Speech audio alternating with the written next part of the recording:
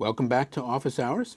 I'm here with Chang, and we're in our 38th week of Office Hours. And let me just start by wishing you all a very happy and belated Thanksgiving, the festival that we've just had here in the United States. And if you have some good turkey recipes from outside of the United States that you would like us to try, do send them in. Thanksgiving in the United States is followed by a bizarre shopping frenzy that I've never quite understood called Black Friday. Lots of sales. Chang, is there anything like that in China? Yes, in China we have Double 11 Day. So Double it occurs 11 Day. on November 11th, and it's called Singles Day. It was started by students in the university who are bachelors, and they wanted to celebrate their singlehood. But then it became a huge day for shopping, and a lot of times shopping online. So the Double 11 revenue actually for China this year is 4 times that of Black Friday and Cyber Monday combined. Oh my goodness. All right. Well, I'd like to hear about bargains that people have had all over the world on these days. Some other news: 1,248 China Xers have passed Part 8. Congratulations. Some of you will have noticed there was a glitch in our process bar in the last week. This has been fixed and all the scores have been recovered, but we do apologize for the inconvenience. Chang, what other news do we have to share? So there is an important deadline for Part 9. So the learners that want to earn an honor code certificate and or verified certificate, which includes sort of $90 fee, they need to sign up and also receive overall score of 75% or higher and to qualify as a passing grade. And they have to do this by Monday, December 29th. Plenty of time, another whole month. 5 p.m. Okay. Right. 5 p.m. Okay. Very good. Well, we've had a lot of very interesting discussions of the module on the socialist elder brother, and thank you very much. And you're asking questions that people have been asking for a long time, really since the decade of the 1950s, the decade of this intense, really extraordinary cooperation between China and the Soviet Union, and an even more extraordinary and incredibly bitter falling out that would last from the early 1960s until the mid-1980s, mid and even almost to the late 1980s. And a number of you say, I would like more detail about this split. Is it really all Mao? Is he elevating himself into some rarefied role? What are some of the other reasons for the split? Among the reasons that one can think of are, of course, the different national interests of Russia and China, or the Soviet Union then and China, not perfectly congruent.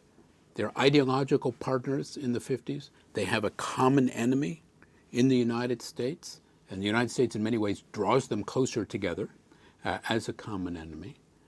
But the Soviet Union seeks also accommodation with the United States in the 1950s, peaceful coexistence, as it was called, given that the alternative appeared to be the catastrophe of nuclear war.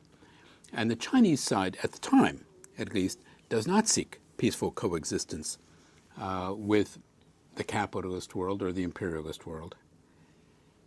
There's probably another factor is that the Soviet Union is the elder brother, the founder of international communism, but it's also still a kind of a colonial power in China. Here's a Chinese government that declares that under Mao, China has just stood up, and yet Soviet citizens have de facto extraterritoriality.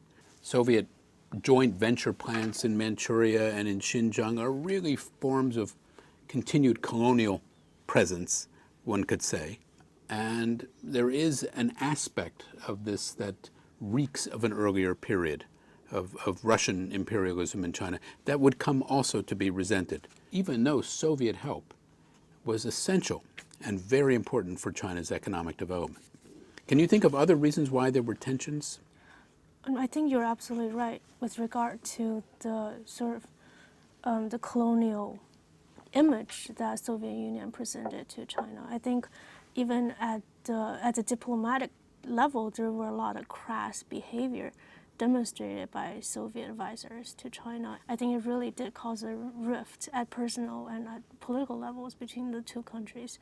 And in terms of other disputes, I think one of them is ideological. I think you mentioned that already, but in terms of the de-Stalinization policies, the peaceful coexistence, I think on another level, I think Soviet Union had moved, actually in terms of economic development, moved to a sort of less sort of Stalinist approach. And it's much more moderate forms of economic development. But China and Mao especially did not want a much more moderate kind of development. There are many, many reasons for things ultimately falling apart. Perhaps international communism could only have one leader from the Soviet point of view, and not easily as a movement.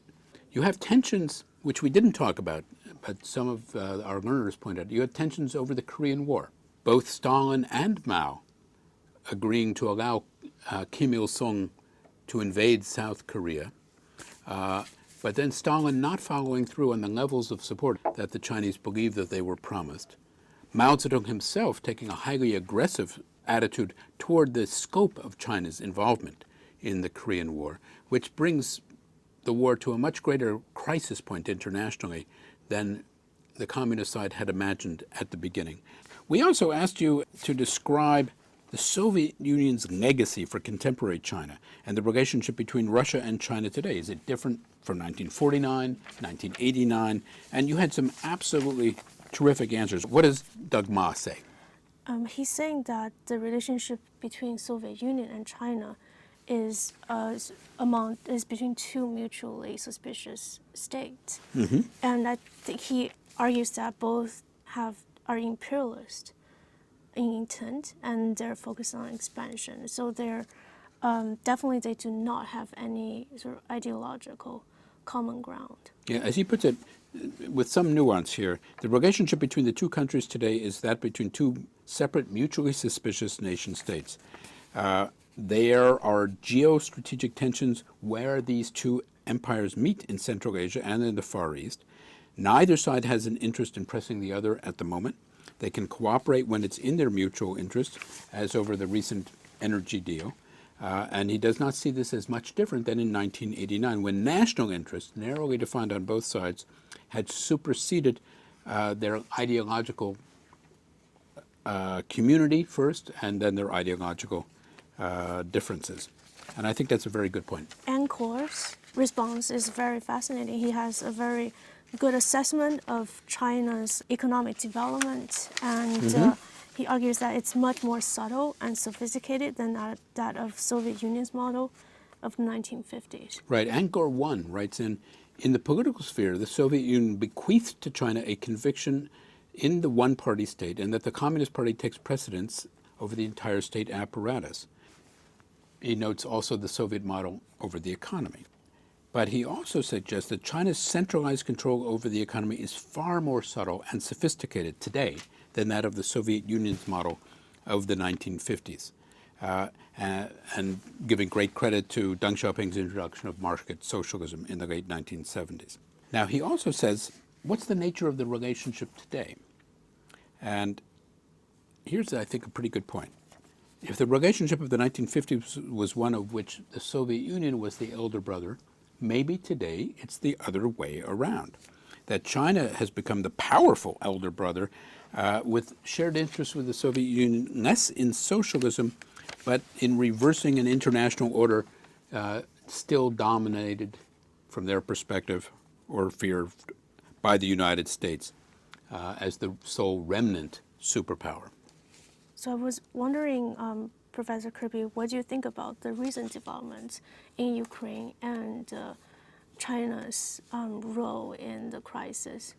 And I think a lot of sort of pundits and critiques have said that China actually, before they were cautious, saying China actually was suspicious of sort of the sovereignty violations of Ukraine, but now actually argues that China is actually benefiting from this crisis. I think there are divided councils in China. Certainly no one in China sought a crisis over Ukraine or foresaw the Soviet invasion of Crimea. The idea of separating out nation states is not in China's national interest, whether you're in the period of the People's Republic or the period of the Republic or in the Qing. The belief in sovereign and intact and inviolable borders is really a central part of Chinese foreign relations from the beginning of interaction with the outside world in the period of the Opium War, of modern interaction with the outside world.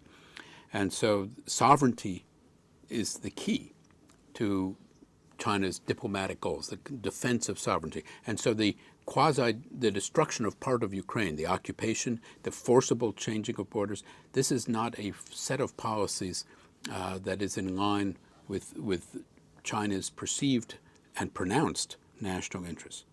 That said, there is I don't know if it's equally strong, but a belief that you have a choice or a tipping point in Eastern Europe, in Ukraine, between a Ukraine that would be more solidly in a Western camp and more solidly in a non-Western, not necessarily an Eastern camp, but more solidly within the Russian sphere.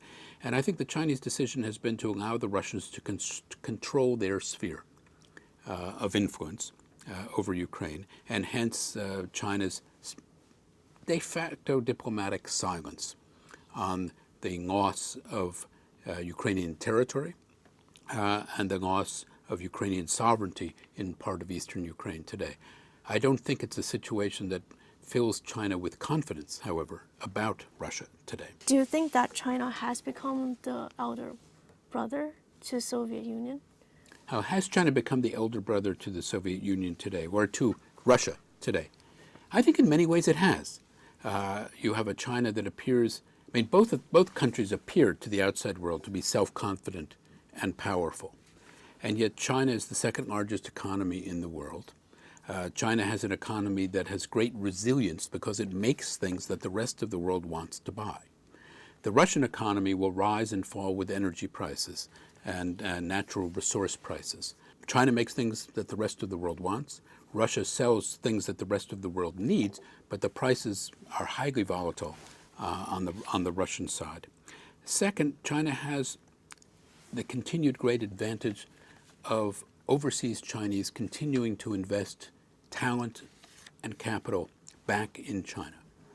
When people leave Russia, as far as I can tell, they really leave Russia and they don't go back. I think if we look at this relationship 20 years from now, Russia will still be a great power, militarily, without question. But China will be a global power in every dimension beyond what one can imagine for the Russia of 2025 or 2035. Thank you.